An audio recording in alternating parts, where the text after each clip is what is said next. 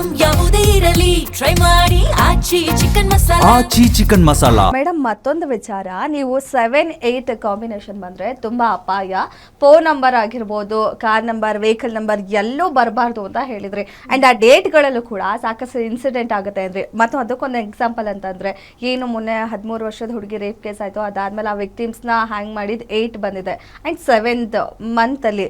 So ಆ date ಅಲ್ಲಿ ಆ ರೀತಿ ಆಗ್ತಾ ಇದೆ. ಅಂಡ್ ಹೇಗೆ ಆ ಕಾಂಬಿನೇಷನು ಏನ್ ತೊಂದರೆ ಕೊಡುತ್ತೆ, ಯಾವ ರೀತಿ ಮೇನ್ಲಿ ಪರಿಹಾರ ಮಾಡ್ಕೊಳ್ಬೇಕು ಅನ್ನೋದು ತಿಳಿಸೋದಾದ್ರೆ?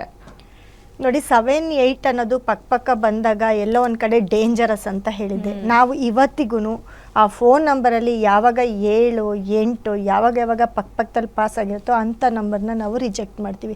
ನೋಡಿ, ಇದೇ ಡೇಟಲ್ಲಿ ಯಾಕೆ ಆಗಬೇಕು? 7, 8 7 ಡೇಟ್ 7ನೇ ತಿಂಗಳಲ್ಲಿ 8ನೇ ತಾರೀಕು ಒಂದು 4 ಜನನ ಅದೇ ಈ ಇನ್ಸಿಡೆಂಟಲ್ಲಿ ಕಾನೂನಿಗಿಂತ ಪಬ್ಲಿಕ್ಕೇ ಇದನ್ನ ಮಾಡ್ಕೊಂಡಿದೆ, ಅಂದರೆ ಕ್ರಮ ತಗೊಂಡಿದೆ.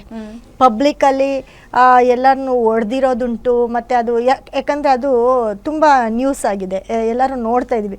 ಕಾನೂನಿಗಿಂತ ಮುಂಚೆನೇ ಪಬ್ಲಿಕ್ ಅವರೇ ತುಂಬ ಆ ಜನನ ಹೊಡೆದು ಪ್ರಾಣನೇ ಬಿಟ್ಟಿದ್ದಾರೆ, ಮತ್ತು ಹ್ಯಾಂಗ್ ಮಾಡಿದ್ದಾರೆ. ಇದೆಲ್ಲವೂ ಕೂಡ ಈ 8ನೇ ತಾರೀಕು ಆಗಿದೆ. ಅಲ್ಲಿ 7ನೇ ತಿಂಗಳು 8ನೇ ತಾರೀಕು, ಅಂದರೆ ಆ ತಿಂಗಳಲ್ಲಿ ಆ 8ನೇ ತಾರೀಕು ಆಗಿರ್ಬೋದು, ಈ 7ನೇ ತಿಂಗಳಲ್ಲಿ 4ನೇ ತಾರೀಕು ಆಗಿರ್ಬೋದು, ಅಥವಾ 7 and 4 ಕಾಂಬಿನೇಷನ್ ಅಥವಾ 8 and 4 ಕಾಂಬಿನೇಷನ್ ದಿನಗಳು ಯಾವತ್ತು ಬರುತ್ತೆ ಅಂಥ ದಿನಗಳಲ್ಲೆಲ್ಲ ತುಂಬ ಬಹಳ ಡೇಂಜರಸ್ ಅಂತ ಹೇಳ್ತೀನಿ. ಅಂಥ ದಿನಗಳಲ್ಲಿ ತುಂಬ ಕೇರ್ಫುಲ್ ಆಗಿರಬೇಕಾಗತ್ತೆ. ನಿಮ್ಮ ಫೋನ್ ನಂಬರಲ್ಲಿ ಕೂಡ ಇದೇ ರೀತಿ 7-8, 8-7, 4-8, 4 ಮತ್ತು 8-4, 7-4 ಈ ಥರ ನಂಬರ್ಗಳು ಎಲ್ಲೆಲ್ಲಿ ಬರುತ್ತೋ ನಿಮ್ಮ ಫೋನ್ ನಂಬರಲ್ಲಿ, ಆವಾಗಲೇ ಅಂದ್ಕೊಳ್ಬೇಕು ನೀವು. ನಿಮ್ಮ ಪರ್ಸ್ನಲ್ ಪ್ರಾಬ್ಲಮ್ ಜಾಸ್ತಿ ಆಗ್ತಾ ಹೋಗುತ್ತೆ. ಮತ್ತು ಎಲ್ಲೋ ಒಂದು ಕಡೆ ಹೆಲ್ತ್ ಅಪ್ಸೆಟ್ ಆಗ್ತಕ್ಕಂಥದ್ದು. ನಿಮ್ಮ ವೆಹಿಕಲ್ ನಂಬರಲ್ಲಿದ್ದರೆ ಆಕ್ಸಿಡೆಂಟ್ಗಳು, ಅಪಘಾತಗಳಾಗ್ತಕ್ಕಂಥದ್ದು. ಯಾಕಂದರೆ ಸಾಲು ಈವನ್ ಫ್ಲೈಟ್ ಆಕ್ಸಿಡೆಂಟಿಂದ ನಾವು ಹೇಳಿಕೆ ಕೊಟ್ಟಿದ್ದೀನಿ. ಫ್ಲೈಟ್ ಆಕ್ಸಿಡೆಂಟ್ ಕೂಡ ಇದೇ ನಂಬರು. ಒಂದ್ಸತಿ ಅಹಮದಾಬಾದ್ ಫ್ಲೈಟ್ ಆಕ್ಸಿಡೆಂಟ್ ಆಯಿತು, 4-8 7-8 ಆ ನಂಬರು ಮತ್ತು ರೂಟ್ ನಂಬರಲ್ಲಿ ಕೂಡ 7-4 ಪಾಸ್ ಆಗಿತ್ತು. ಈ ಥರ ನಂಬರ್ಗಳಲ್ಲಿ ಪಾಸ್ ಆಗಿರೋದ್ರಿಂದ ಇದು ಸಣ್ಣ ಪುಟ್ಟ ಆಕ್ಸಿಡೆಂಟ್ ಅಲ್ಲ, ದೊಡ್ಡ ಕ್ರ್ಯಾಶಸ್ಗಳಿವೆಲ್ಲನೂ. ಅದೆಲ್ಲವೂ ಕೂಡ ನಡೆದಿದೆ. ನಾನು ಹೇಳಿರೋ ಡೇಟಲ್ಲೇ ನಡೆದಿದೆ.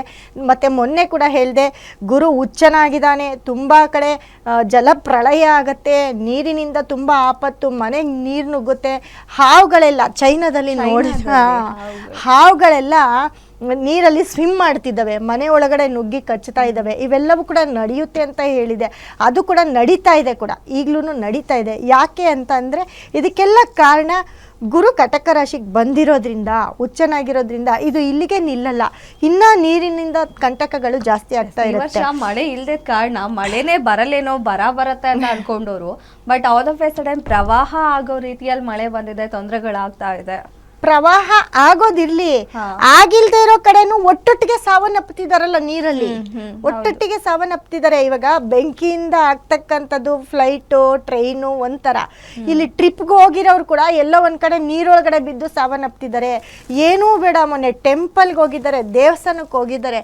ಆ ದೇವಸ್ಥಾನದಲ್ಲಿ ಎಲ್ಲೋ ಒಂದ್ ಕಡೆ ನೀರಲ್ಲಿ ಸುಮ್ಮನೆ ಆಟ ಆಡಕ್ಕೆ ಹೋಗಿನಿ, ಅದೇನು ದೊಡ್ಡ ಒಂದು ಇದಲ್ಲ.